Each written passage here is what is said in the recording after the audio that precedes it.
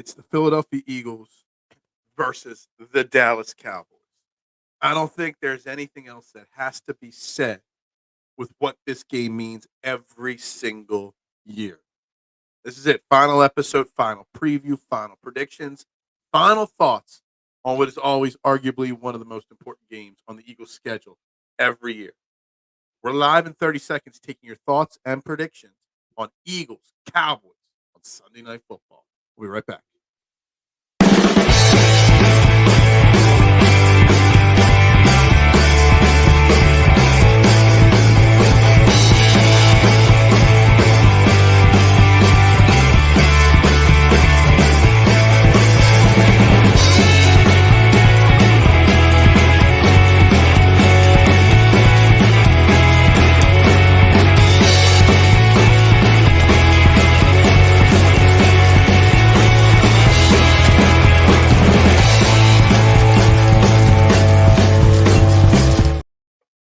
And a very good morning, everybody. And welcome to Trending in the AM right here on Philadelphia Sports Network.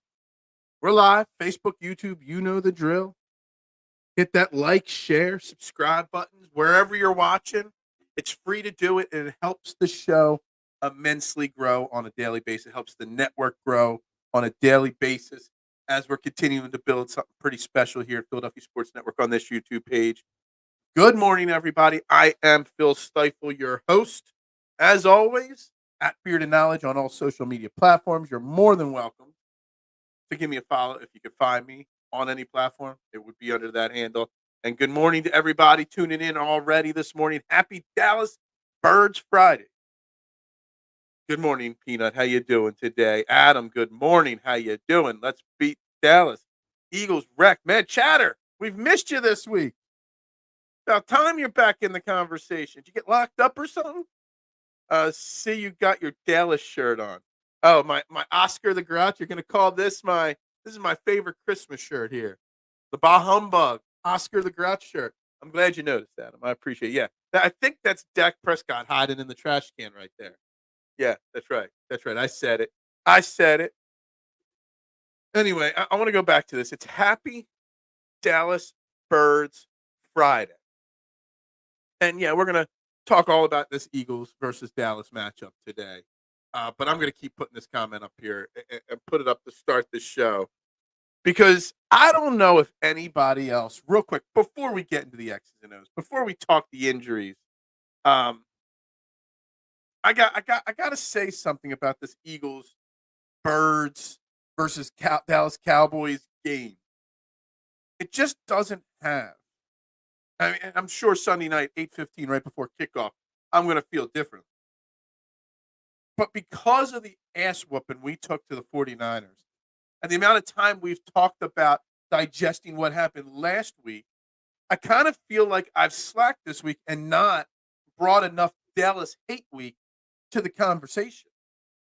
I haven't talked Cowboys and what the Eagles-Cowboys rivalry means enough.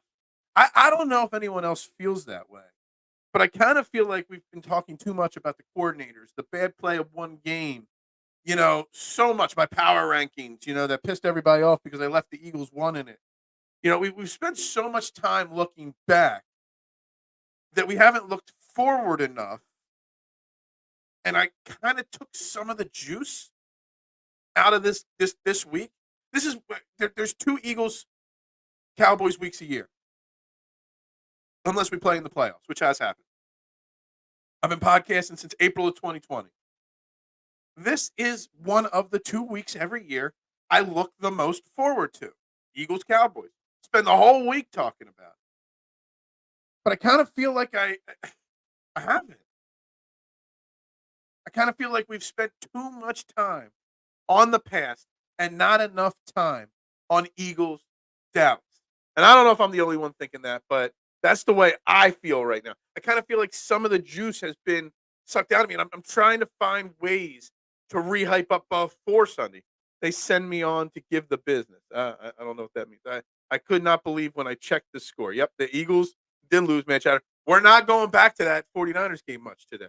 You missed the week of complaining about it. It looks like Bosa leaked the blueprint for Dallas to follow, according to him. Yeah, that was the first of obvious, bulletin board material that was sent out yesterday or whenever. I saw it yesterday, Peanut. Um, Look, I don't think Bosa leaked anything. If anything, Lane Johnson kind of controlled him, you know, pretty well on Sunday against the 49ers. But I think the blueprint's been out for 3 years on how to beat Jalen Hurts. Jalen Hurts has just most of the time learned how to adjust and counter what defense is doing. What's all this then? What's all this is now? I think it's time to focus on Dallas. I think that's what we got to do. Let's focus on the Dallas Cowboys. How do we win on Sunday versus the Dallas Cowboys? Or has Eagles Nation? Because let me tell you something. This show has not jumped completely off the deep end on the Eagles for the most part. We've had a few people lose a little faith. But, for the most part, this show has stayed pretty level headed this week, talking about the 49ers loss. But Eagles Nation as a whole has jumped off a cliff. They've given up. Season's over. Pack it in. Pack it up. Pack it in. Let it begin. Phil is weighing poetic. I've never been called poetic a day in my life, Duck. I will tell you that. There is no way I am poetic in any sense of the form. If anything, that was my least favorite thing in English class was when we did poetry. I am not waxing poetic. Yeah. Phil don't want to go back. Well, Mad Chatter, we've been going back for 4 straight days. Not my fault you weren't here. I mean, your opinion matters. That's the tagline of the show. But honestly, we've been talking about the 49ers for 4 straight days. Phil don't even want to feel like he did that day. Well, we've been in our feelings, Mad Chatter, for literally an entire week. It's time to move on. And how do we move on? What do we do to stop the Dallas Cowboys? Some will say we got lucky beating the Dallas Cowboys a few weeks back. Feels like 8. Doesn't that last Cowboys game feel like ages ago? It's only been 4 weeks? Let's see. It was 1, 2, 3. It was literally 4 games ago. But it feels like it was like a year ago. It feels ages ago to me. But there are some people that say we got lucky. If Dak doesn't step out, or if the ref calls this, or the ref calls that, we would have lost that game. Well, we didn't. We won. But that was not a pretty game. And that was a close call. It was the first of many close calls that this team has had over the last 4 weeks. How can we have a game where that does not happen? That's what I'm going to ask. Can you imagine being a Steelers fan? Holy food. Yeah, I actually, out of all the things, K1, you guys all know how much I hate Prime and having to pay for streaming services. I actually got somebody's login to put on Thursday Night Football last night. Not because of the game, just because I wanted it in my TV to watch something else, to finally sit down and watch the Kelsey game or show, which we'll watch this weekend, my wife and I. But I actually watched Thursday Night Football for the first time since the Eagles played on it, and it was on regular TV. Holy fook, as you say. I mean, obviously, Mac Jones isn't the real deal because Bailey Zappi came in with no wide receivers basically dressed and moved the ball at will in the first half. I only watched 20 minutes of the game, not much. But, man, can you imagine being 7-5 and being that bad? Talk about, I always say your record defines you as a team after a certain period of time. The Steelers are 7-6? That record does not define that team. That team is so much worse than that record says it is. Sorry I missed yesterday's show. I slept in on my day off. Well, what's that? I don't even know. But I am pumped to see this team bounce back this weekend. I came to win. Battle me. It's a sin. There's some rhyming right there. There's some poetry right there from Peanut. I like it. I like it. And what's sleeping in on a day off? I get a day off and I still end up, waking. My body is so trained to get up at 6:30 for this 5 days a week. Saturday, I could sleep till about 8. I'm still up by 7. Sunday's normally my day off. I can sleep till 9 or 10. Normally, I wake up at 7 o'clock, 7:30 anyway. I'm just so used to it. I'm so pre-trained to wake up. It's 1 loss, Beard Bros. Still best record in the NFL. Hey, that's what we've been talking about all week. Eagles will beat Cow Ladies. I hope so. We got to talk about how Bailey Zappi's season. Man, when Bailey Zappi is outperforming you that much, like he did Mac Jones with last night's performance, you got to look yourself in the mirror, Mac Jones. Like, something ain't right there. What is up? Good morning. Ewing 609, Jersey boy with that 609 area code there. Good morning. Go Birds. As of now, the injury report shows Cunningham and Julio are questionable. Yeah, Adam, we could definitely discuss the injury report. Um, I'm not worried. Cunningham will play. He said flat out, "I will play. I will be dressing on Sunday." Julio Jones, I think that's just more of a you got to put a designation on the thing, and he's an older veteran and trying to. He's even if he didn't play, it ain't going to affect the outcome of the game probably. But I expect fully Zach Cunningham to play. And in the limited participant that he was in practice yesterday, when he was out there, he was out there with Shaq Leonard. So let me tell you something. It's going to be Shaq Leonard and Zach Cunningham as your starting linebackers, rotating in Nicholas Morrow. Obviously, Christian Ellis is not going on our practice squad. As I said, it was the wrong person to cut. Not that Christian Ellis is good or anything like that, but he is a key part of our special teams. Cutting him because you thought he was going to make it back to the practice squad. A half a dozen teams put in waiver claims on him. He ended up signing or getting claimed by the Patriots. So we've lost Christian Ellis for the year now. But that's your linebacker core right there. You're going to see Shaq Leonard thrown into the fire Sunday against Dallas right away. If he plays less than 65, 70% of the snaps on defense, I would be shocked.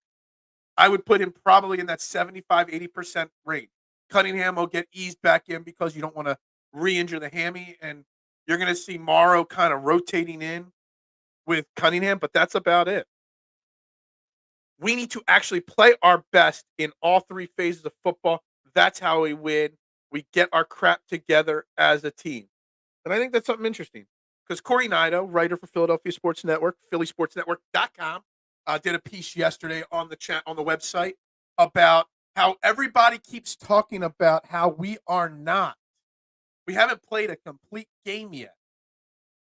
But maybe what we've seen is what this team is. They were never going to live up to the expectations or the standards set last year. This is a completely different team. And last year's standard was the type of season we had last year, it's what makes losing the Super Bowl so disappointing because that was like the perfect storm last year for the Eagles. Everything went right. Now, we are still winning despite everything not going right. But maybe we are just who we are. What the record says we are, what the stats say we are, a really strong offensive team, a defense that's struggling. Let's be honest. Our offense is top 10. Our defense is bottom 20. We are who we are. We have an identity. We're a team that bends, don't break. We're a team that fights till the last second. We're a team that's going to take your punches and not let it affect us. It might not be pretty, but we do what we do. Steelers, first team in NFL history with winning record to lose 2 straight to teams 8 games under 500. Wow. Let me repeat that just to let it sink in the right way, K1. Steelers are the first team in NFL history with a winning record to lose 2 straight games to teams 8 games under. Wow. That's not good. Did Phil overreact? Phil always overreacts. That's what you say. I'm always overreacting. Phil was worried you'd enter witness protection. I really thought Mad Chatter, he strikes me as a rat. He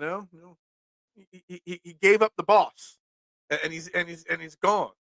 I miss TJ Edwards. We've talked a lot this week, Ewing, about TJ Edwards, but not just TJ Edwards, but the linebackers and Howie's philosophy on linebackers. Do I miss TJ Edwards? Sure, maybe. I don't know, I guess.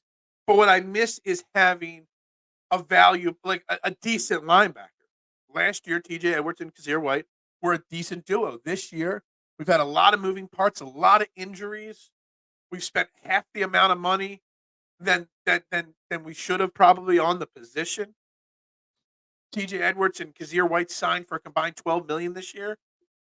We spent $6 million total on all our linebackers. the linebacker play is showing that. Is Darius Slay going to cover Ceedee Lamb? Well, Adam, first and foremost, man, runny nose. First and foremost, Adam, is Darius Slay going to play?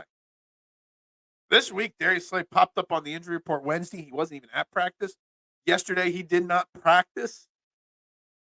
They say it's a knee. Some say they're just resting him. Man, I'm concerned that Darius Slay hasn't practiced yet this week. I really am.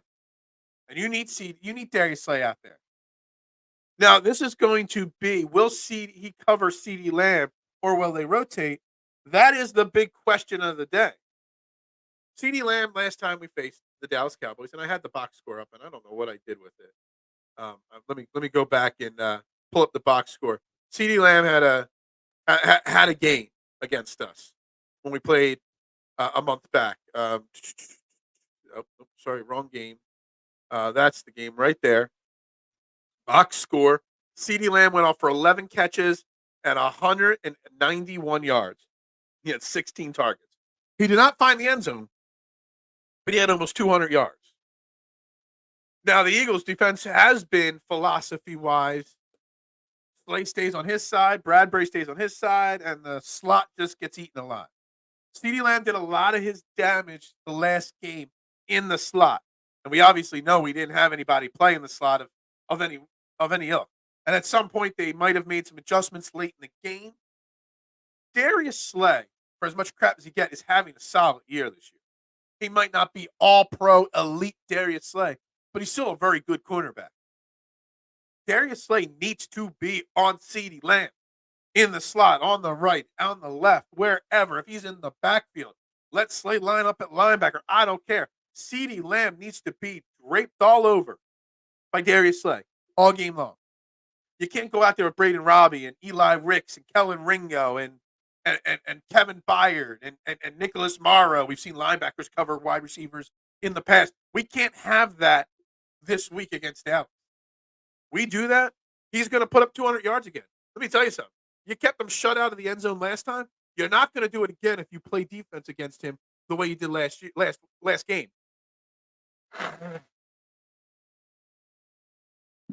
That's exactly how Deebo Samuel torched us so much this past week. Because he lined up in the slot, and none of our top guys went to him. You had Nicholas Morrow getting burned by Deebo Samuel over the middle. Can't have that happen. Boss makes you travel. It must be nice to travel for work occasionally. Saw Napoleon. It was kind of trash. Wow. That's a shocking thing. I haven't seen many reviews on it. I haven't watched it yet. I'm going to see it. Just haven't gotten to it yet. In my opinion, I think the defensive scheme is the problem. Ewing, and I've been trying to hit on this all week, that we give far too much crap to Brian Johnson's offensive scheme. And nobody criticizes Sean Desai's schemes. Sean Desai is as big of an issue, if not a bigger issue, than Brian Johnson, in my opinion. We've got a top 10 offense. We got a bottom 10 defense. But Sean Desai, because he makes halftime adjustments most games, is okay. I don't know how I feel about that. Last week was an emotional loss attributed to bad coaching and a lack of execution. This week, the boys going to feel the anger. Was this loss the loss that this team needed to wake up? And that final part of your statement, which was a question, I think it was. I think getting smacked, and that was, you said you missed the show yesterday. The title of the show yesterday was The Eagles Got Humbled. The NFL in Dallas should be scared. Most grown men, most people that have any self-pride or anything, you get humbled the way the Eagles got humbled last week, it's a major wake-up call. They didn't lose last week 42-41 on the last-second field goal, and darn, we almost had it. You got embarrassed. That's the word. Embarrassed. Straight up. They're pissed. They're angry. They're not happy. And I think Dallas should be scared of that. The Eagles have a lot. All the doubters are like, see, we've been telling you for 12 weeks, even though they were 10-1, that your team sucks. And then they just couldn't wait for us to fall. Well, now, again, the Eagles, for the 100th time, have to prove that they're a damn good football team. They're pissed. They're angry. They've been humbled. They've been smacked in the mouth. Sorry, my voice just cracked. I don't know where that came from. It's going to be interesting. The Eagles of movies. Let's go, birds. Dallas sucks. And Kyle, as I start off the show, I feel like we haven't talked about how much we hate Dallas enough this week. Like normally, Dallas week is I hate, like the whole week is centered around I hate Dallas. For over 2 years into the morning show, we've done 5, probably 6 Dallas suck weeks in the history of this show. We barely talked Dallas this week. I don't remember the last time we played a 60-minute game. I don't know if we have this year, Adam. But this whole concept that we're still waiting to play a complete game where we haven't done our best yet. I kind of feel like this is not week 4 anymore, Adam. We're in week 14. We're not in week 3. We're not in week 2. We're in week 14. What you have seen through 13 weeks is what this team is. Better than everybody else, but still with flaws. Every team in the NFL has flaws this year. We have a few less than everybody else, but our flaws were exposed last week. So I think it's time to realize we are who we are this year.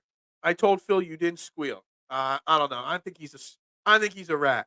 You would never fold under questioning. I would never fold under questioning at all. By the way, I like your show. Hey, Ewing, I appreciate that. Thank you very much. I'm humbled when everybody comes into the comments, whether they want to bash me or not. And I will say, I love it because this channel, I don't know what happened with the algorithm, but the amount of replay views that all the shows are getting, especially trending in the AM this week, is insane. 49ers and Cowboys fans in the comments of replays of the show. And I go back and I see 8, 10 replay comments this show of 49ers fans calling us trash. I love it. I love it. And I love to go right back at them. But I appreciate it. This show is all about the viewers, Ewing. Has nothing to do with me, in my opinion. I give you my opinion based off of your comments, but this is all about you guys. I want to talk other things. Whatever you want to talk about, that's what we talk about. I want to talk about John Rahm going to live and how much that disappointed me. But nobody else wants to talk about that. So we'll save that for a special Fairway to Heaven episode maybe this weekend. We paid the quarterback. That's why we were spending less on linebacker and safety positions. The secret sauce to San Francisco, they haven't paid the quarterback, so they have the money to pay the other positions. I get that, Duck, but I sort of disagree. We paid the quarterback. Now, I'm no cap expert, but from everything I've read, the way Howie has structured the contract, Jalen Hurts is not a big effect on the salary cap, especially this year. And I think next year, I think it's like 25 or 26 the first time there's a big cap hit from the quarterback position. And by then, he'll probably just restructure Jalen to save money. I don't think that's the thing. The Eagles have not paid a linebacker or a safety big money. Probably the last, I don't even know what the contract was, but I'm assuming the last big money contract to a safety was Malcolm Jenkins, and that's been years. The last big money linebacker contract was before Doug Peterson, maybe Jeremiah Trotter. I don't know. I mean, we've been paying scraps at linebacker for a long time. They've paid plenty of money to defensive linemen, offensive linemen. They spent too much money on Slay and Bradbury, Avonte Maddox. They've spent money outside of wide or quarterback. They just haven't spent it on linebacker and safety. Their distribution of funds is heavier in some areas, just none going to those two positions. If Slay doesn't practice today, that's troubling. Yeah, I mean, I'm concerned that he hasn't practiced yet this week. I was more concerned that he wasn't even at practice. I think I read on Wednesday. Yesterday he was there. He was just not practicing. I don't know what's up. I'm hoping it's just a veteran getting rest because he's getting tired and he's going to need his legs to chase Ceedee Lamb all over the field on Sunday. But if he doesn't practice today, K1, I learned the most about during Thursday's practice. But in this situation, we'll learn the most about Darius Slay today. What's up, Nick? How you doing? Go Birds. That's right. Bleep the Cowboys is how we all feel today. Slay didn't travel with Lamb the first game. He did not. I think at the last drive or two, he might have started on some plays to follow him around. But and K1, I really got to find a cornerback or a former cornerback or cornerbacks coach to find out why. because you see this a lot not just with the Eagles, but the NFL as a whole, that cornerbacks don't travel. You would think the best quarterback would always follow the best wide receiver. In basketball, the best defender always defends the best offensive player. In all sports, you always travel. But with quarterbacks, it's just not the way it's done anymore. And I'm not sure why. Is there that much of a difference playing cornerback on the right side to the left side? I know you got to shift your hips a different way, but you would think it wouldn't be that hard. I don't know. I want to see Slay on Ceedee Lamb from play one. I just do. I really do. We're coming for you, Dak. Be afraid. Very afraid. I mean, we need to get after Dak. We need to rattle Dak. We've seen Dak get rattled plenty in his career. I want to see it. I need to see it. I need our defensive front to actually have one of those statement games that they had every week, it felt like last year. 7 sacks, hitting the quarterback left and right, safely, cleanly, legally. But I want to see Dak on his back a lot. Phil's voice is cracking. Puberty or emotion? Beard Bro hit the like. Yeah, if I crack my voice, you better hit that like button. 13 likes on YouTube through the first 25 minutes of the show. Not good enough. I don't know where the voice crack came from, honestly, Doug. No clue. What is up, Drew? Been a long time. How you doing? Good to see you this morning. Good to see John this morning. If we don't bring our A game, we are in trouble. Balanced offense, run and pass is key. So we spent a lot of time talking defense so far because of Ceedee Lamb. But yes, the offense needs to have a more balanced attack. And they've come under a lot of criticism, and all the coaches are taking the blame, and the head coach is taking the blame away from the coordinators, and coordinators are taking the blame away from the head coach and the players and whatnot. But I don't care. I don't care whose fault it is. Like, I don't want to hear the coaches make they didn't make excuses. I don't want to hear the coaches take blame. I want to hear the coaches say we're going to do better. We absolutely have to be more efficient on offense. We won the time of possession against the Cowboys last time we played 4 games ago. We need to dominate time of possession. We need to keep our defense off the field, not because the defense stinks or isn't as good as it used to be, but because our defense is still probably gassed. They were gassed entering last Sunday. They're still gassed. Maybe that's why Darius Slay's not practicing this week. He's just gassed.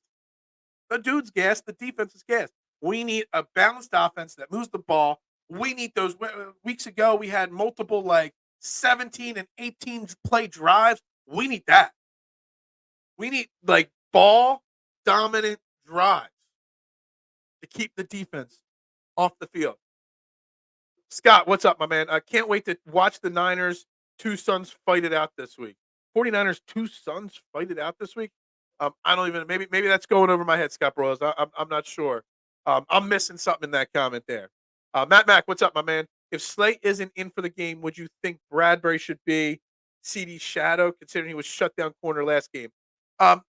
James Bradbury's numbers, if you really look at them, when thrown his way, has trended upward the last 2 weeks or so.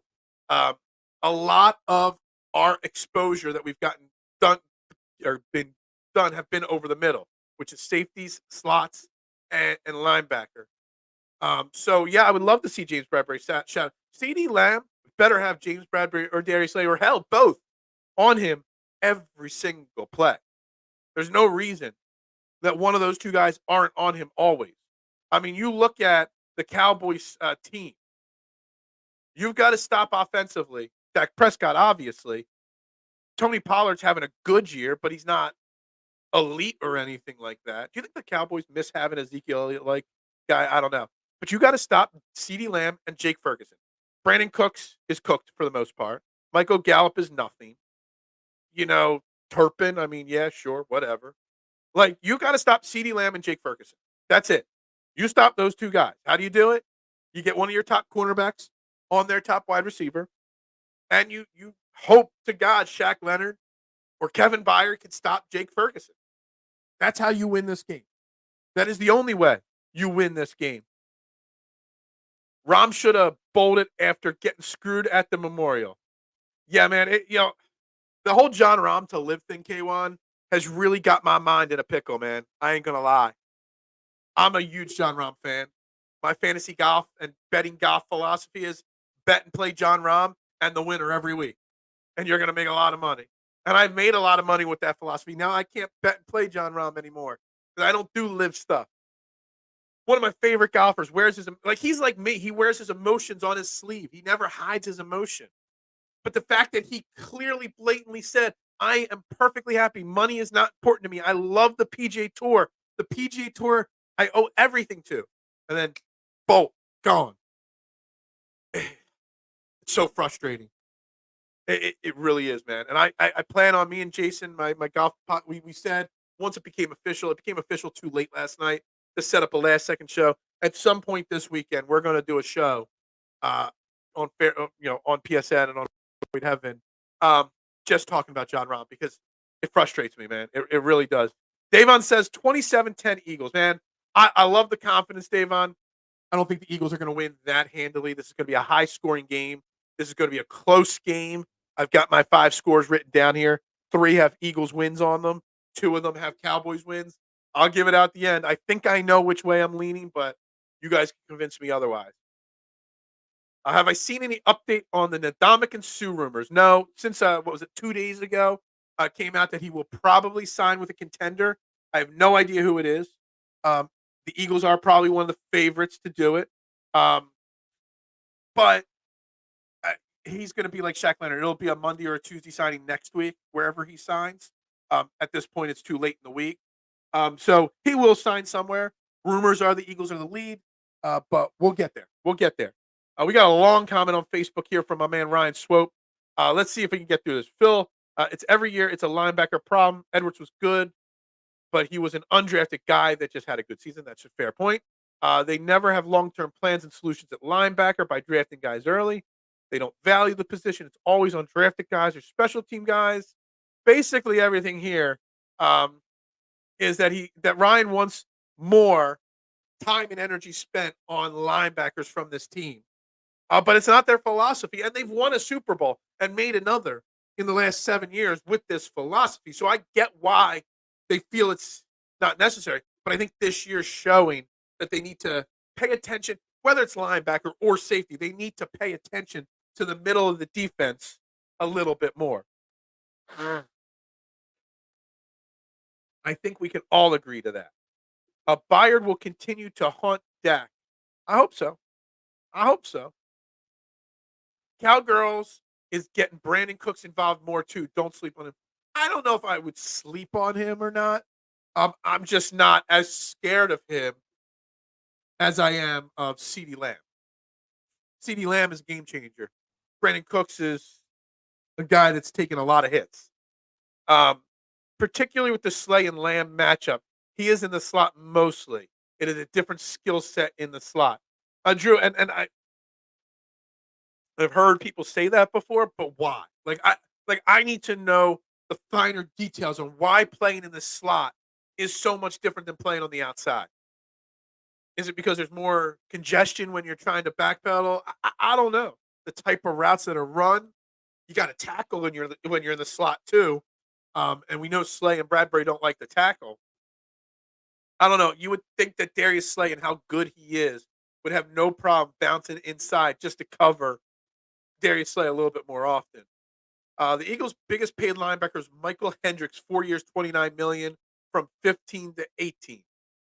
Yeah, that was a long time ago. And that's not much money. That's what, like $7 a year? That was actually a lot of money back in 15 when he signed that, probably. From my understanding, slot is really difficult because they have a two-way go. No boundary to help. Need to support the run, too. And I just kind of hinted at that. You need to be able to tackle, too. Yeah, there's a little bit more. You can't use the sideline for protection and stuff like that in the slot. So that makes sense. There's a lot to it. But Darius Slay is supposed to be an elite cornerback. You would think an elite cornerback could handle it. Bradbury was tried at the slot already. He can't do it. Yeah, Bradbury didn't have his best games when he was in the slot. That is for sure. No more Bradbury in the slot. I get it. But you got Ceedee Lamb. Well, and if you're not going to move Slay or Bradbury to the slot, then Howie's got to make sure you've got a slot corner that can cover because you know you're going to face Ceedee Lamb twice a year at a minimum. So you got to have it. And I know Avonte Maddox got hurt, but everybody knew Avonte Maddox was going to get hurt because he gets hurt every year. Now I know Zach McPherson got hurt as well. That's a wrench in the plans. Then you bring in Braden Robbie and he gets hurt right away. That didn't help. I don't know. Bradbury needs to play off coverage and on the boundaries. That's what it seems like, for sure. What's up, Matt? I think our offense really went stale with Goddard gone. We obviously didn't realize how much he opens up the field. It's funny, and I see a lot of comments. What's up, Mitchie Poo? How you doing? Good morning. Great show last night with Big Al. We'll catch up on the comments. I need 2 seconds here, guys. I gotta go through Twitter here, and I gotta find Mr. Crockpot Deebs from Edge of Philly. He put out an interesting tweet about this exact thing with some stats and some numbers to back it up, and I trust what he says. So I'm not fact checking him. Give me a second. He tweets a lot. Here it is. Got it. A.J. Brown with Dallas Goedert. Like, we don't realize how big Dallas Goedert is because Dallas Goedert, our record with and without Dallas, without Dallas Goedert is not as bad as it should be. Like, we win majority of the games when Dallas Goedert's out. We were 5-0 last year without Dallas Goedert. Where Lane Johnson, when he's out, we never win. But even though we win without Dallas Goedert, our offense does change. And this stat here from Deebs over at Edge of Philly, A.J. Brown's numbers with Dallas Goedert versus without Dallas Goedert in the lineup. Games that A.J. Brown and Dallas Goedert both played in. A.J. Brown has an 84.8% reception percentage, 111.6 yards per game, and 15 yards per catch. A.J. Brown without Dallas Goedert in the game, 53.8% reception percentage, 53 yards per game, 10.7 yards per reception. They are drastically different numbers. Like, drastically different numbers. Dallas Goedert not being out there definitely plays a factor in this offense and how the flow goes, how the running game goes, how the passing game goes, how the blocking schemes go, how the defenses play us, where Jalen Hurts' eyes go. There's so much into it. And getting him back this week is going to be a major, major win for this Eagles offense. We got Mitchie Poo on there. We got Drew saying, what's up? Everybody loves Mitchie Poo in the comments. Are you a golfer, Phil? I do play a little golf when I can. I host a golf podcast from January to September called Fairway to Heaven, talking fantasy and gambling golf. And I love playing. I just don't get out as much as I want. I would love to play more, though. Dave, on Angry Birds isn't nothing to play with. Is Angry Birds still a game that people play? I don't know. But yeah, I get it. Don't piss the Eagles off. Motivated Eagles is not something you want as an opposing team. Did you hear Herm Edwards talk about how he thinks A.J. Brown should play the slot? He was on the radio yesterday. If not, you should go listen. It's on the Fanatic. Gotcha. No. A.J. Brown in the slot. I mean, he moves around. He doesn't line up on just one side. A.J. Brown against slot corners, man. He already feasts on outside guys. I don't care where A.J. Brown lines up. A.J. Brown dominates wherever he is. He's a beast. He's tough to cover. He's tough to bring down. I would love to see him run more slants over the middle and get the ball in open space and have to beat linebackers and safeties for sure. A.J. Brown's just a special specimen of a human being. This is going to be the first game in a while where weather is a non-factor. That's a fair point. I expect this D-line to eat this Sunday night, and I expect these wide receivers to join the buffet. Yeah, we've had a lot of weather issues for a few weeks now. Obviously, last week against San Fran, the Buffalo game, the Chiefs game, they were all weather-related games. Maybe even the last Dallas game was weather-related. We've had weather issues 3 or 4 last games, which is for sure. Slay can go in a slot, and it is mind-boggling that it took them so long to move Slay. As far as options go, he is the best option. He did yeah. I agree. Darius Slay is the best option in the slot against Ceedee Lamb. That's not a knock on Braden Robbie. That's just Ceedee Lamb's a special individual. I know this week always brings up the conversation. Who would you rather as your wide receiver one? Ceedee Lamb or A.J. Brown? I mean, I see more A.J. Brown. So I'm going to say A.J. Brown. But Dallas can make the same argument that Ceedee Lamb's better than A.J. Brown. I just think A.J. Brown's more physical, stronger, and he's got more to his game than Ceedee Lamb. But that's because I see him every week. I see Ceedee Lamb twice a year. But they're both elite guys. They're both top 7 wide receivers in the NFL, without a doubt. I don't just want to see Ceedee sniff his finger much during the game. That stupid first down gesture he does. I love it. I love it. I don't love them. I love the comment, not him doing it. Just let me be clear. I don't love him doing it.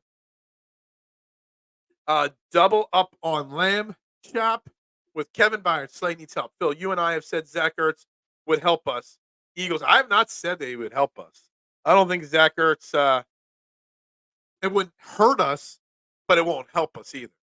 Like, Zach Ertz is an older guy. He would help more in the locker room and the side things than actually on the field much. But you got 33-27 Eagles win. I like that. It's a less than touchdown win you got there. And I see this being under 7 points. Whoever wins this game, it being under 7 points for sure. Robbie is a good option too. He can bracket Ceedee, and they have to deployed it a couple of times this year. Just no more linebackers. Yeah, honestly, if you put Robbie and Byard and just blanket them, that's fine. You want to leave Slay on the outside to keep Cooks from cooking. Yeah, I just don't want to see a linebacker. I don't want to see one of my linebackers in the stat sheet gave up 175 yards, 155 yak yards. I just can't see that.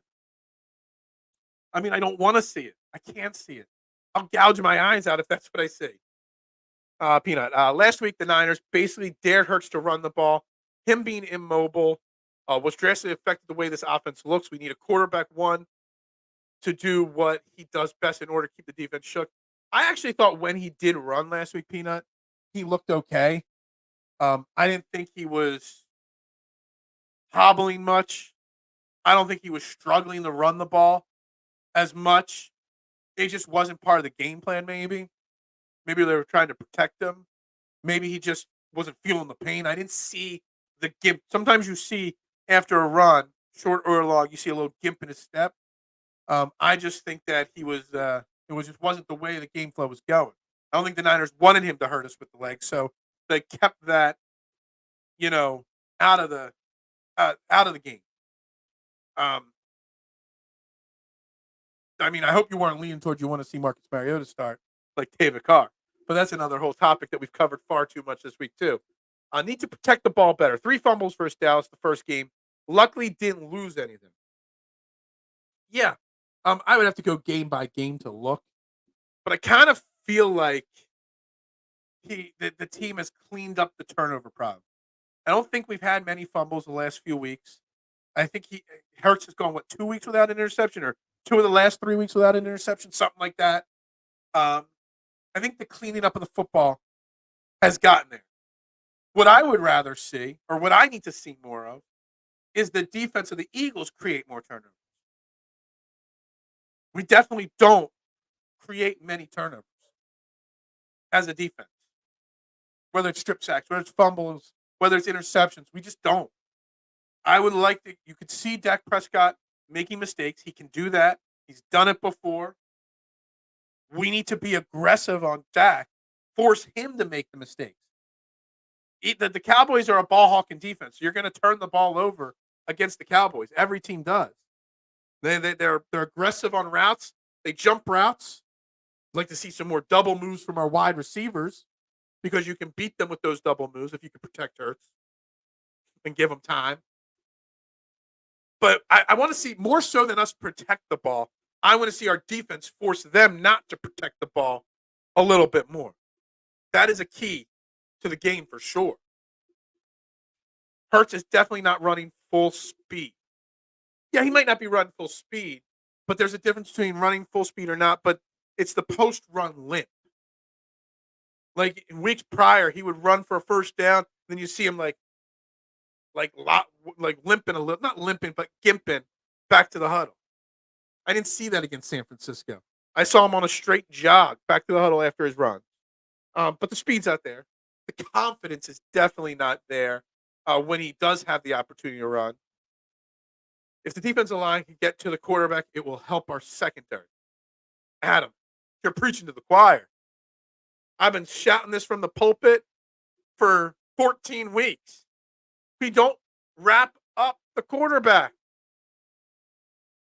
We don't force the quarterback to make mistakes. When we blitz the quarterback, we leave the whole middle of the defense open. Quarterback, as long as he can evade the sack, he can step up into a clean pocket and have all the daylight in the world. When was the last time our defensive line batted a ball down? Jalen Carter, Jordan Davis, they are mammoth human beings. Girth and height. You're not going to get to the quarterback, put your arm up. It's defensive line 101.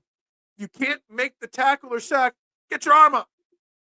Jalen Hurts has balls batted all the time, and you see it. And I was watching a highlight of Jalen Carter the other day. I forget what it was. It had nothing to do the highlight with Jalen Carter.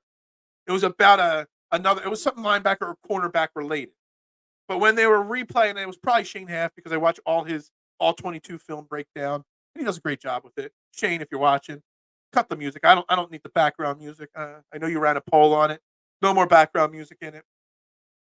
Go back to your voice or just the film. But whatever play he was breaking down, like all Jalen Carter had to do was put his hand up. Even if you don't block, you're blocking the quarterback's vision a little bit. Might make him put a little bit more arc on the ball. Overthrow it, underthrow it. Make him do a sidearm thing. Get your arms up. The Eagles lead the league in almost sacks. I would bet to you that they're one of the lowest teams in batted balls from defensive linemen. I don't even know the last time I saw somebody. The last batted ball I saw was the Jalen Carter field goal block a few weeks back. That's the last time I remember somebody tapping the ball at the line of scrimmage. Swift is going to have a big game Sunday. Remember the comment. I'll remember this comment. And I hope you're right. I do. I hope the lack of using DeAndre Swift lately is because they're saving him for this stretch run. This week and next week. I got DeAndre Swift in both of my best ball DraftKings lineups. I could use some big games from him. This is the last week to make the playoffs in best ball in the Millie Maker. And I should make the playoffs in both of my leagues. So yeah, I could use DeAndre Swift a big game. And I think so. I think the Eagles hear it. I think the Eagles know it. I just think the Eagles need to get their blocking under control. And I think they need to just get into the running game a little bit sooner. Ceedee fumbled that first game. Did he? Okay, gotcha. This is going to be a Swift game since they didn't run it all last week. I hope so. Defense needs to definitely. Defense needs to be more opportunistic on defense. Or definitely need to be. So I did that. So it's definitely needs to be more opportunistic on defense. We do. We need to create more turnovers, bat balls down, just be more aggressive on defense. I don't care if you get burned. Be aggressive. Don't be soft. I really hope so. Yeah, I hope so too. We definitely need a couple turnovers to win this game. The pass rush can't get to Dak. He gets rattled easily. He does. Dude, we had 5 sacks on Dak last month. Yeah, I know. We still have sacks. This almost sack category is not because we don't have sacks. We're not on pace to 70, obviously. We've had a couple games with 5 sacks. But wasn't Dallas missing multiple offensive linemen in that game? I don't know what their injury report is right now. Facts, Phil. Our blitzers are not working. Our defensive numbers takes a significant dip when blitzing. I went over this yesterday, Drew. Shoot, I have too many notes. I went over the stats on blitzing yesterday. There it is. Brock Purdy, when we blitz, was 10 for 10, 213 yards, and 3 touchdowns. When we did not blitz, he was 9 for 17, 101 yards, 1 touchdown, 2 sacks, 2 throwaways. Blitzing isn't the answer. Almost sacks are a problem. Getting your hands up in the lanes when you're not getting home. I think I'm going to move off of the almost sacks and start talking the rest of the year about batted balls. and putting your arms up in his face to block his vision. You know, we just need to refine some of the basic techniques on what we do. Because blitzing itself isn't going to work. Because when you blitz 6 guys, you're already weak at linebacker. You're already weak at safety. You're putting more pressure on the back end of the defense. That's our weakest part of our defense. All right, K1, I'm going to move off of the almost sack title and just talk about batted balls now. Because, everybody wants to talk more about balls anyway. They have to be careful when they pass towards Bland's way he will jump routes and get the pick. Yeah, Bland's will get burnt, but then we also saw Bland's, was it Thanksgiving at him? That he just got straight dominated in because he got burned trying to jump routes. So double moves. Go back and watch that Thanksgiving game. I think it was the Thanksgiving game. He just got eaten alive. Maybe it wasn't the Thanksgiving game because they won that game. I forget when it was. But he got eaten alive on double moves. Gave up multiple touchdowns because he jumps the route. That's easy. So I wonder if they're working on that. I wonder. We don't see a lot of double moves from this team. See a lot of stutter steps, but whatnot. But you don't see a lot of pump fakes from Jalen Hurts. I wonder. I wonder if that's something they're working on this week. I wonder if that's something we're going to see in the game plan this week. So to be better, our defense, we should start looking ahead. Do you believe the Eagles go with a legacy pick in the draft and bring in Jeremiah Trotter Jr.? So 2 things to answer this question, Mighty. I'm going to call you Mighty Mac. If you know, you know.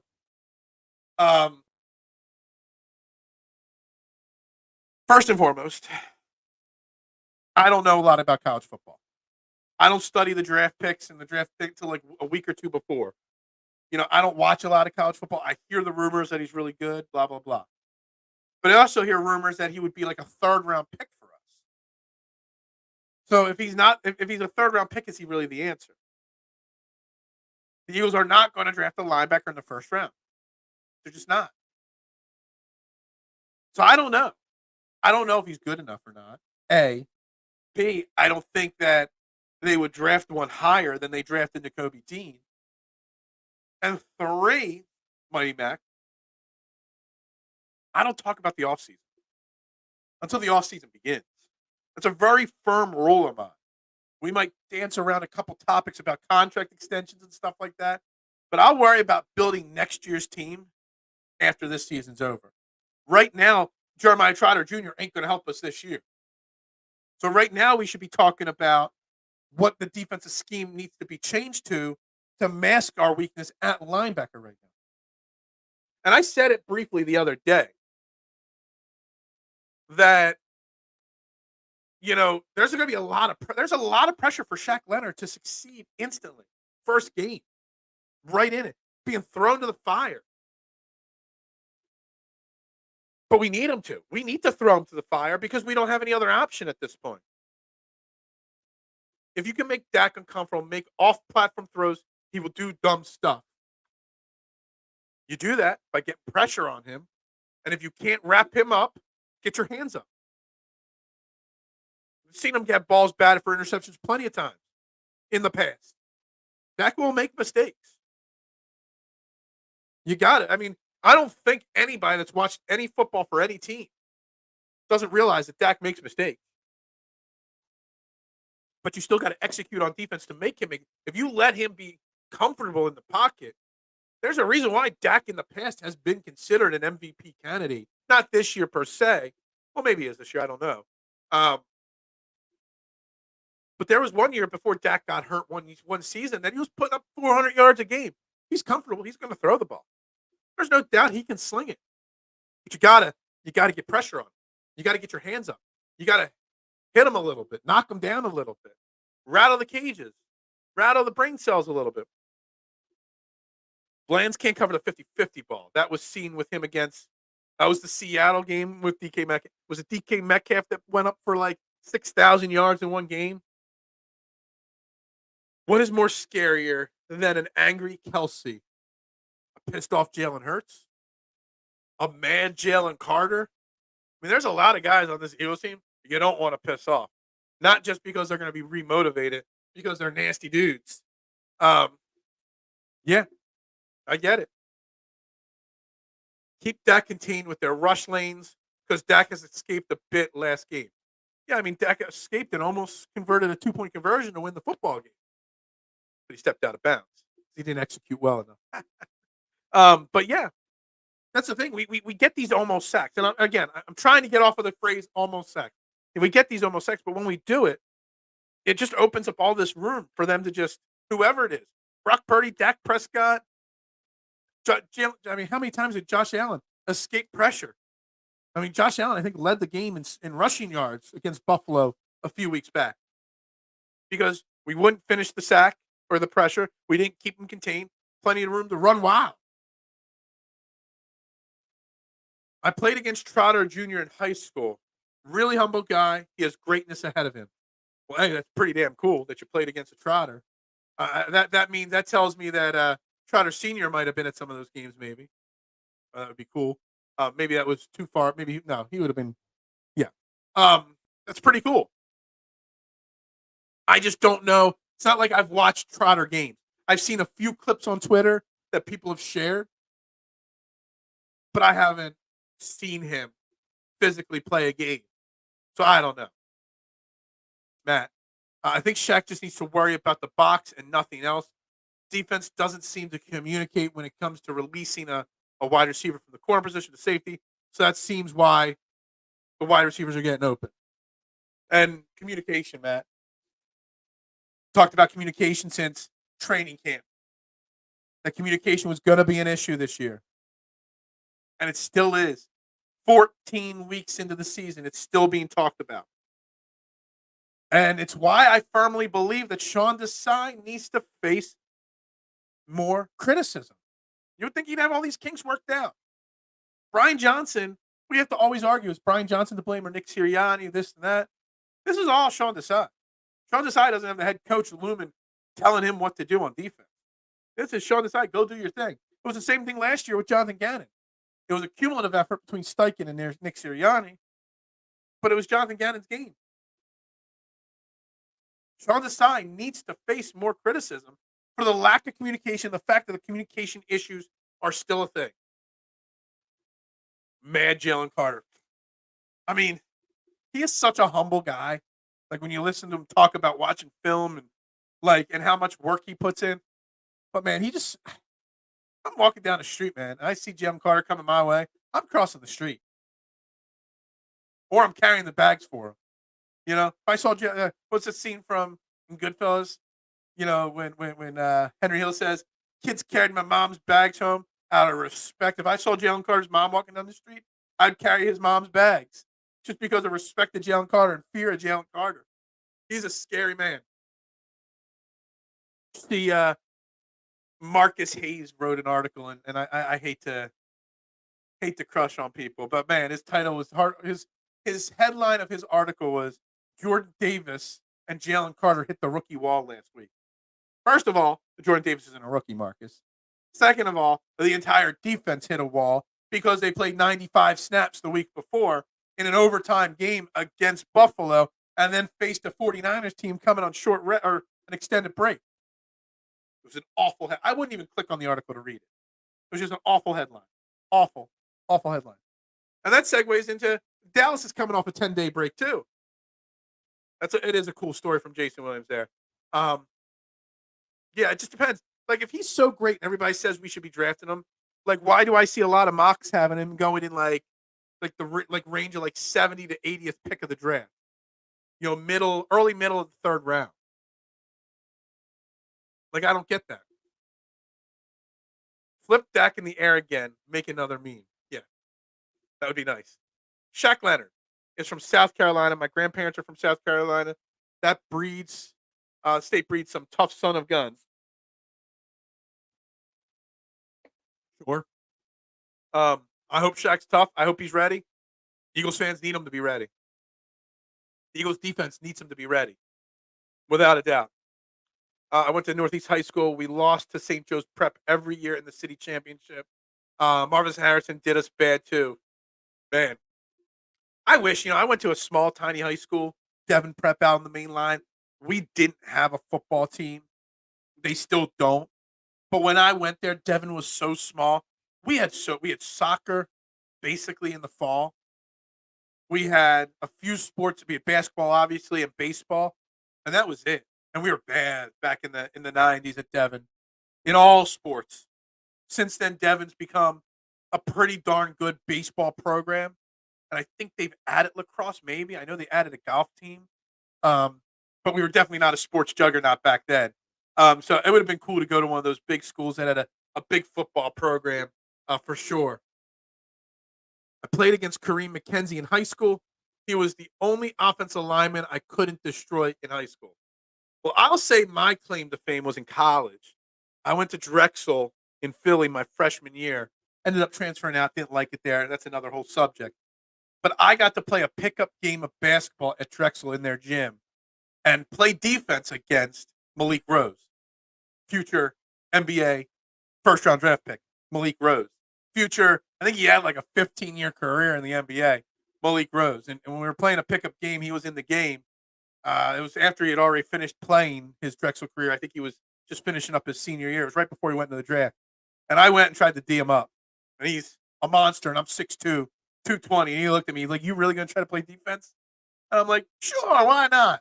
He's like, "You hurt me and cost me any money, you're in trouble." I'm like, "Okay, won't hurt you." And he dominated me, obviously. Humbled me massively in a way that I didn't even try to get better. Jalen Carter's mailman got his head shoved into Phil's pizza oven. I love that. I love that. All right, real quick. You're watching Trending in the AM right here on Philadelphia Sports Network.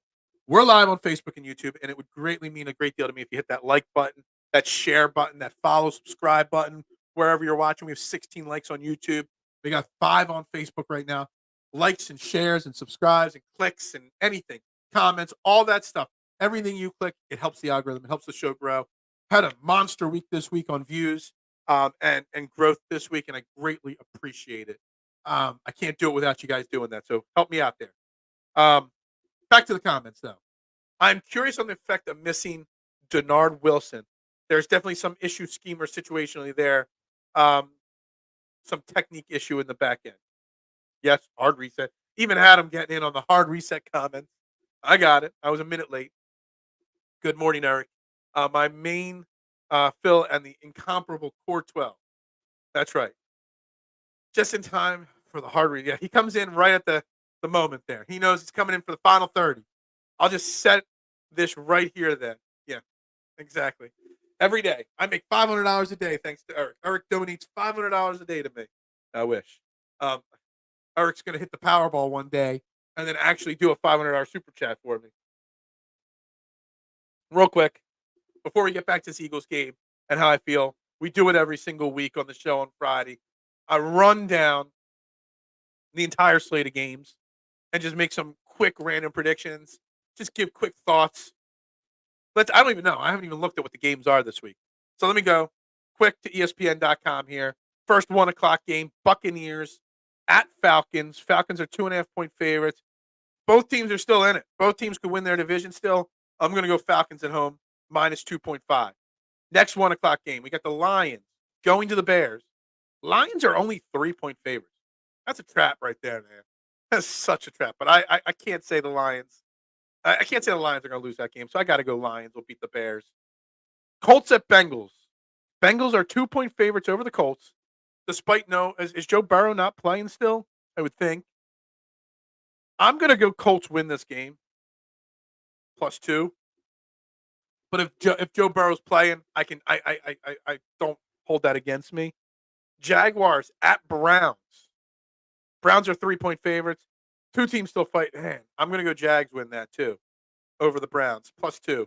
Man, I don't know. The Browns bubble. The Browns defense is great, but that offense is terrible. Yeah, I got the Jaguars there for sure. Panthers at the Saints. Saints are 5-point favorites. I don't know who's playing quarterback, but it's got to be the Saints win that game, and probably pretty handily. They're still fighting for the division. NFC South, worst football division there is right now. Yeah. Texans at Jets. Back to the Zach Wilson era, 3.5-point favorites. I'm going to take the Jets to cover, +3.5. I don't know if they win or not, but Zach Wilson's got something to prove. I'm going to hope I'm going to hope that, the Jets upset the Texans there. Patriots and Steelers game last night was hilarious. I actually made the easiest bet I've ever made on this game last night, Davon. Before the game, I went and I made a bet, and I posted about it on Twitter. So if you follow me on Twitter, you would have heard this. I made a parlay last night. It was like plus 150. I forget the exact number. $5 turned into 14 approximately. Um, or for every $5 was $14. I made a parlay that both Bailey Zappi and Mitchell Trubisky would both throw one interception. And I got about 1.5, two, almost 2-1 on my money. Easiest bet I've ever made. And it hit. Adam says the Colts are winning. I agree.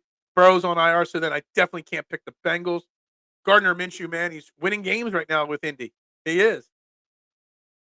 I think Niners beat us down should wake us up to focus on detail moving forward. If we lose by double digits again, it's safe to say our year is over. Our year is not over if we lose by double digits. But then we definitely start to have to have a conversation. One loss doesn't define a season. Back-to-back losses, bad. Sure, that starts the conversation. But win or lose, how we win or lose matters. And we'll see. But our season would not be over per se. It would just be very difficult moving forward. All right, so back to these games on the slate. What was the last one I said? The Jets. So then we got the Rams going to the Ravens. Ravens are 7.5-point favorites against a very game Rams team. I'm going to take the Rams and the points plus 7.5. But I think the Ravens win the game. It'll just be closer. All right, so that's the 1 o'clock games. We'll get back to the 4 o'clock games in a second here. I think the Niners. Oh, I already put that one up there.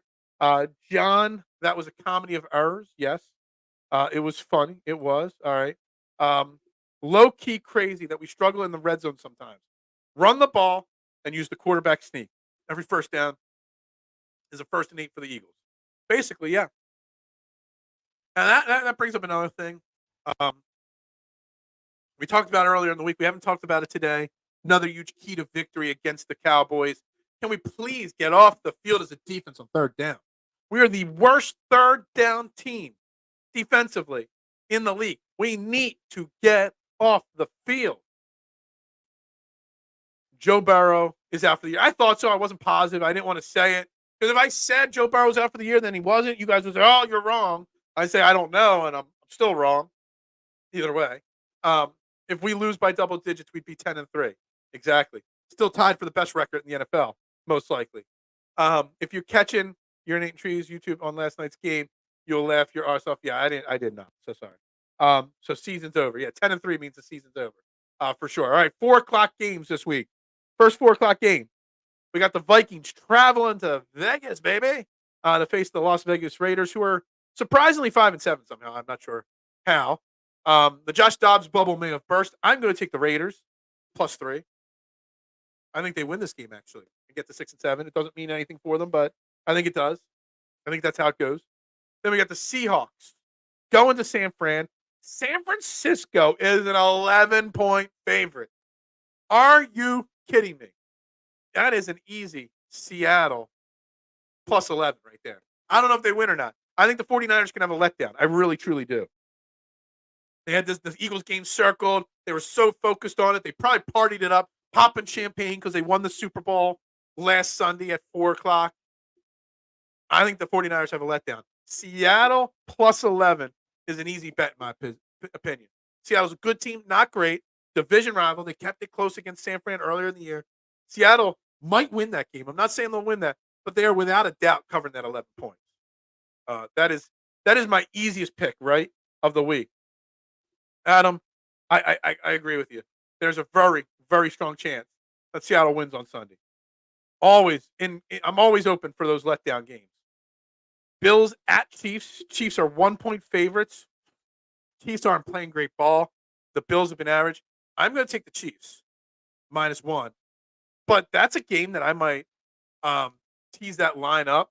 I think Kansas City needs to make a point in Kansas City. 4:25 CBS game of the week. I think the Chiefs win by double digits against the Bills. I do. I really, really, truly do.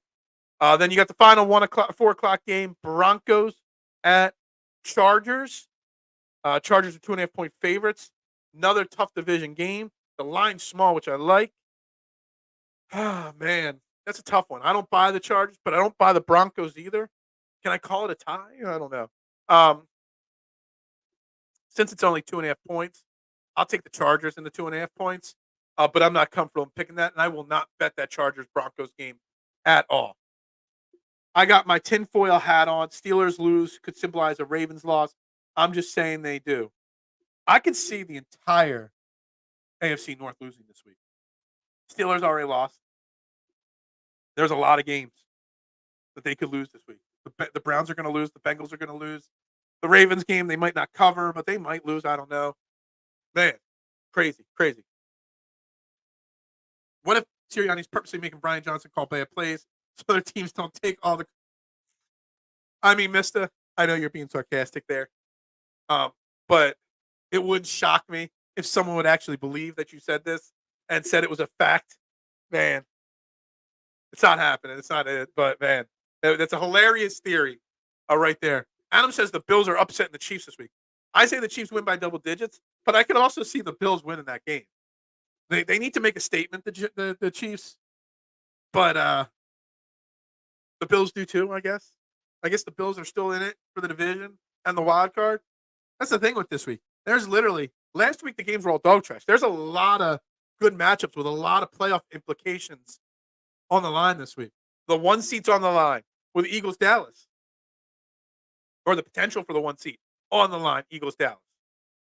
It's a tough week of games. That is some tinfoil hat take, mister. Yeah, that is. It's hilarious. It really was. Broncos could still win that division. That is kind of funny. I think all teams are still in play at that division. It really is. Excuse me for a second.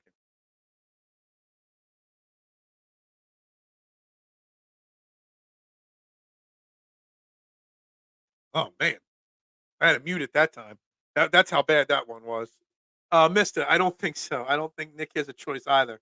Howie and Laurie are the ones who, on Doug for winning games, not following orders. Or look, Brian Johnson's going to get a head coaching job this year or next year, or this offseason or next offseason. There's no doubt about it. I don't think we got to worry about Sean Desai, though. I don't think Sean Desai is going to be on many people's candidate list this year. Maybe in the future, but not this year. Again, guys, I'm telling you, I don't think Brian Johnson has been as bad as people think he has. Do we want to see him run the ball more? Sure. Is giving Swift the ball more often and more frequently earlier in games? Sure, we all want to see it. But we're still a top 10 offense. We're still 10-2.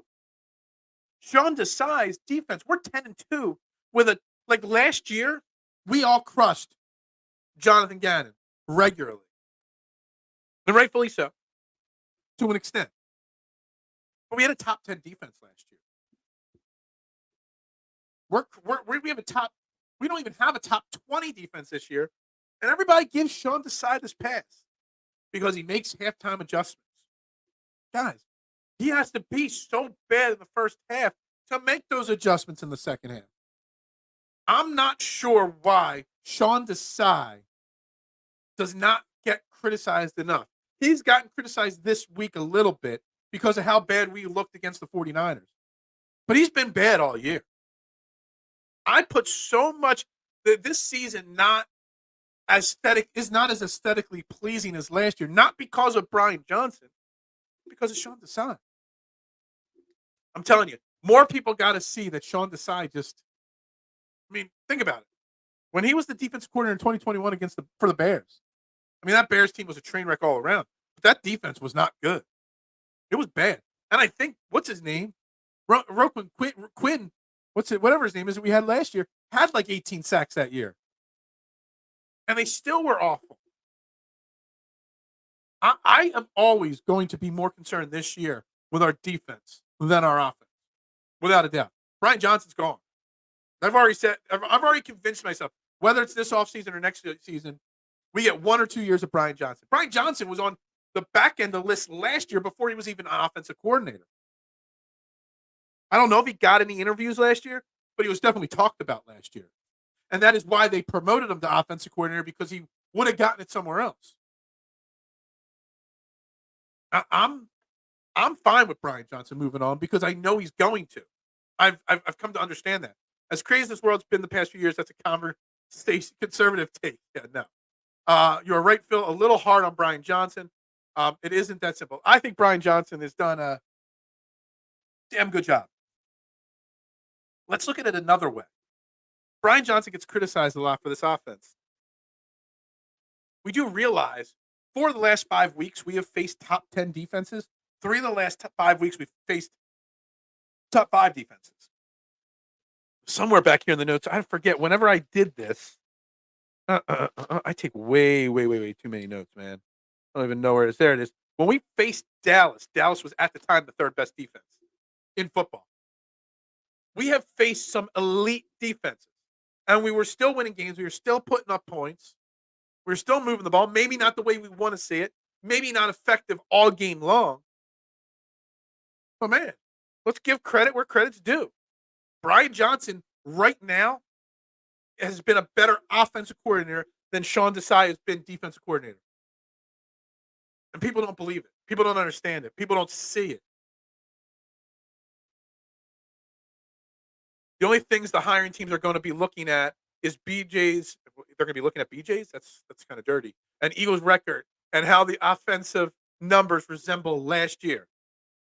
They're going to look at Brian Johnson because of what he did with Jalen Hurts from 2021 to 2022 as a quarterback coach. A team like I don't know if he's going to Carolina. I don't know if he'd want to go to Carolina. It's a terrible location, terrible situation and organization. No first-round picks this year or second-round picks even. But a team like Carolina that has a young quarterback in Bryce Young that wants to see him go to the next level. Name any team that's got a young quarterback or a team that's going to draft the quarterback this year. Hell, Bill Belichick might be gone. They're going to draft the quarterback possibly. Wherever, what's his name from USC goes, they might want to hire Brian Johnson as their head coach because they're going to see what Brian Johnson did with Jalen Hurts. And they're going to see an offense. They're going to see deeper than what us Eagles fans see with the offense. The side's been bad with game planning, but some of it falls on the players too. And I get that, for sure. No doubt about it. Taking too long to move Slay around, leaving the middle of the field open, blitzing at wrong times, wrong design blitz. There's planning, and there's also players too, for sure. There have been a lot of injuries on defense, for sure. But people put Sean Desai so much higher on the pecking order or the podium than Brian Johnson. And I think it should be reversed. I'm not trying to say that Sean Desai is a bad defensive coordinator. I'm just saying that Sean Desai deserves more criticism than he gets. Say what you will or want. Desai's defense held the Chiefs to double goose eggs in the second half. He's held multiple teams to double goose eggs in the second half. And he made consensual love to the Dolphins offense. He got some signature wins. He did. But also the offense played a part in those games as well. Desai made great halftime adjustments. The problem is, Eric, is that he's had to make those halftime adjustments because his game plan going into it was so bad. And I don't understand why people don't understand that. You got to be really bad in the first half to make drastic changes in the second half. Phil, wouldn't you bring in Frank Reich now? So if Brian Johnson leaves, Frank could take over the offensive coordinator. No, I wouldn't bring him in now. If it was week 2, sure. I wanted someone like Frank Reich before the season started as a consultant or an assistant. Yes. But now we are in week 14. Someone like Frank Reich would just be like a distraction, would just be like, how do I say it the right way? I've kind of talked about it before when he got fired a few weeks back. Everyone's complaining about Brian Johnson's play calling. So all the talk every day would be, well, you got Frank Reich there. It would be a distraction. It would cause extra pressure and stress on what Brian Johnson. He would second guess everything he does, possibly. I would say no now. Frank Reich, if he wants to coach again, will get an offensive coordinator job next offseason. I doubt he's a head coach next year. Frank Reich might even kind of need the rest of the year off, just give him a break. It wouldn't hurt him to have a little bit of a break. Yeah, I would wait. There'll be plenty of options for offensive coordinator next year. So, and if we're to believe what Nick Sirianni says, that Brian Johnson's really just running his plays, is Frank Reich really going to just run Nick Sirianni's plays? Now, Frank Reich's a proud, prideful, offensive-minded coach. He's going to want to design the offense each week his way. And Nick Sirianni probably more wants to do it himself. Sean to say is, I don't know, man. How is Bradbury saying stuff like we have communication issues in week 13? That's how, exactly. Why aren't more people talking about this, mister? Like, I've talked about it since day one of camp. Communication with new coordinators. We don't hear communication issues about the offense. We don't like the play calling sometimes. We don't like the execution sometimes. But on defense, still having communication issues in week 14? That's shocking. Even if Sean Desai does not become a head coach this offseason, which I doubt he does, you have to seriously consider moving on from Sean Desai. They wouldn't. They would keep him. But man, I'm not trying to say Jonathan Gannon is better than Sean Desai as a defensive coordinator. I'm not saying that, but I'm saying they're a lot closer than people realize. Just saying. Neither Brian Johnson nor Desai have had the same players week to week for the most part, especially Desai, so I cut them both some slack. And I get that. Injuries play a part. And if anything, you got to blame Howie a little bit for not having proper backups, in these positions that have gotten injured or bringing in far too many injury-prone players. Let's look at it. The guys that have gotten injured this year, almost all of them have injury, like massive injury history. Dallas Goedert, Devontae Maddox, Zach Cunningham, these Justin Evans. These guys are guys that get hurt all the time for years on end. So maybe something's on Howie Roseman too. So I'm cutting them slack. And I'm not trying to bash Sean Desai. I'm just trying to say that Brian Johnson has had a better season than Sean Desai as a coordinator, and nobody realizes it. Right now, Sean Desai is a C plus high mid, C plus. Hopefully, he can do something moving forward. Yeah, I think Sean Desai, a C plus grade, is very fair. I do. But I would also put Brian Johnson somewhere in the B range. Neither of them would get an A. I wouldn't put Brian Johnson in a C plus. I'd put him B, B minus, B, B plus, somewhere in that range, which is not great, which is not perfect. I'm just saying. I agree with the C plus grade on Sean Desai. I'm Team K1 with the slack cutting. Again, I'm fine with slack cutting. I've cut slack too. But how about we cut some slack to Brian Johnson? Maybe even more slack to Brian Johnson. Philly isn't a slack cutting fan base, though. We're not. And I get that. We want the best week in and week out. We live and die by each minute of every game and inning and quarter of basketball and every shift in hockey. Like, we live and die with that. We're an emotional, overreactionary, instant reactionary fan base. But if we're going to cut Sean Desai slack, why don't we cut any for Brian Johnson? I'm one of the rare sensible Philly fans. I only go postal when I dumb decisions like what Chip Kelly did, yeah. And Maury's blind love affair with Shad Harden, yeah. I'm like that too. I like to be a very realist, not like Marshawn says. Marshawn likes to call me Negatron. No, I'm a realist. It's crazy that we could actually be the 5th seed after Sunday's game. It is. It really is, Marshawn. That's why it's such an important game. So important. We've got to win on Sunday. We really do. I mean, we can fall to the 5th seed and still get the 1 seed if we win out the final 4 weeks. But then we wouldn't control our own destiny anymore. Going postal equals great content. I hate that kind of stuff, though. You never see me go postal. You don't. All right, I got to fire through these final comments before the final 5 minutes starts here so I can give my final prediction. Desai always had average to below average defense at all his stops. Well, this is only his second year. He only had one other stop, 1 year in Chicago. All his other stops were as positional coaches, assistant coordinator positions. He was never a defensive coordinator other than 2021 with Chicago, if I'm accurate. I think I'm accurate on that. I just want to know you can slice garlic with a single edge razor at Louisville. Yeah, I love it. I have tried that. I don't have my hands shake too much. I can't do it, K1. Is Desai an upgrade from Gannon and Jim Schwartz? I'm just going to say this. This is what K1 says is going postal equals great content.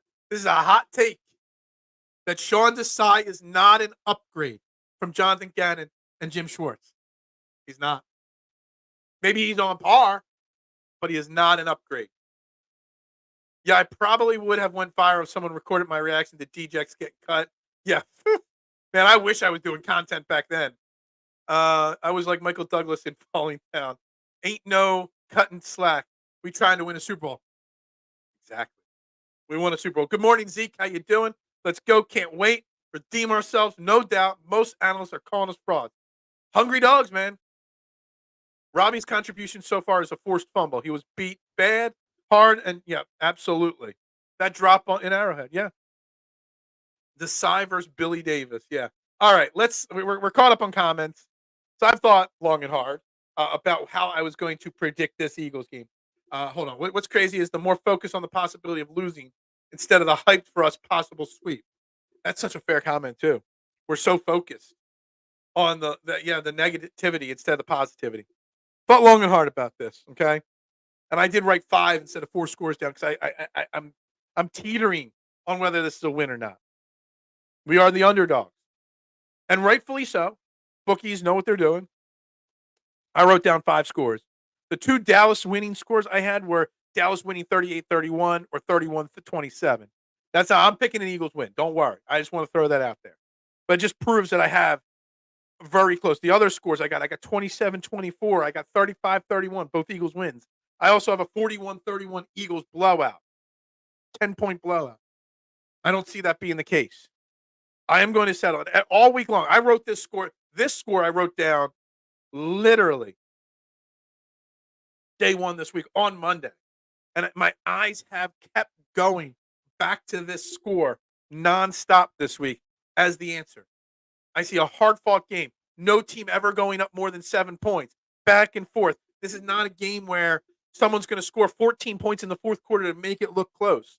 It's going to be a back-and-forth game just like last week, or last Dallas game. I got the Eagles winning 35-31 on Sunday. Okay?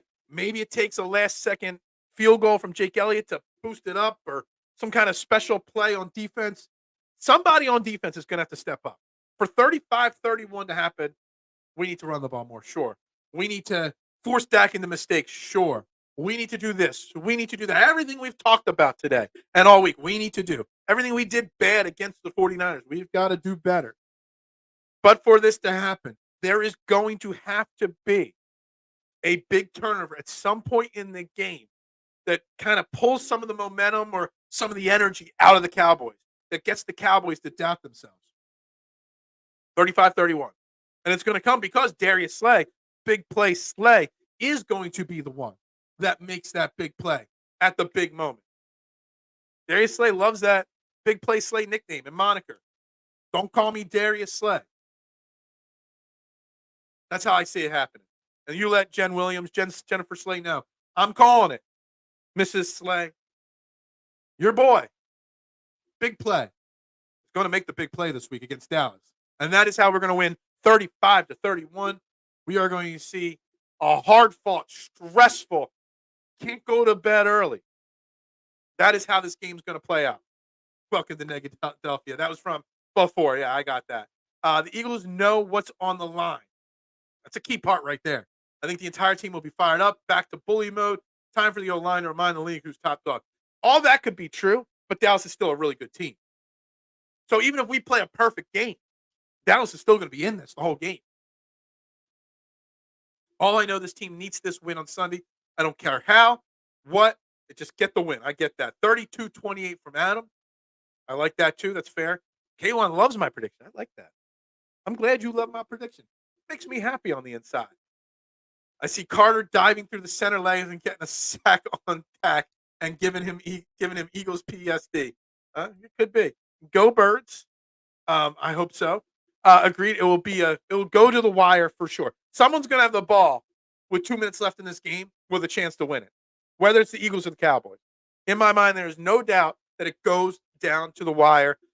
Last team to hold the ball wins this game, whether it's for a winning score or to run the clock out. The last team to hold the ball wins this game. And I think that's going to be the Eagles winning. We got John saying 33-27. That's right there with one of what my mind is going. 29-25. A little lower scoring, but I like that too. I had 27-24. I almost picked 27-24, Myram. But 29-25. 29 is a weird number. I don't know how they get to 29, but it could be. I know we are excited because AJ said you'll see Sunday, but Hassan also said line that shit up, and we got our asses. Absolutely. And I think you brought that to the conversation earlier this week as well. But anyway, I got 35-31. Eagles win this game. Y'all have a great day. Another fantastic week on Training the AM. I mean, no super chats, but viewership, likes, comments, all-time high this week. I mean, I don't know where today's show in, but we're for the first 4 days this week, we did more than we normally do in a full 5-day week. So I thank each and every one of you. I appreciate each and every one of you. Are there any score gammas left? I don't know.